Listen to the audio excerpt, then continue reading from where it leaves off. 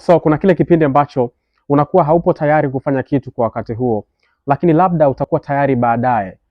Kwa mfano mtu amekualika labda kwenye party, amekualika kwenye meeting, alafu haupo tayari kuhudhuria au kwenda kwenye hiyo party kwa wakati huo, lakini labda akikualika kwenye wakati ujao, kwenye wakati mwingine utakuwa tayari kwenda. Ukiwa kwenye situation kama hiyo unasemaje? Wazungumzaji wa Kiingereza wazuri kabisa, better English speakers, wanatumia take a rain check, right? So ku take a rain check manake ni kutoa udhuru au kusema kwamba hautaweza kwenda katika hiyo sehemu au hautaweza kuhudhuria kwa wakati huo, lakini kama utapata nafasi wakati mwingine utaweza kuhudhuria. Hapo tunasema kwamba una take a rain check. Sawa sawa.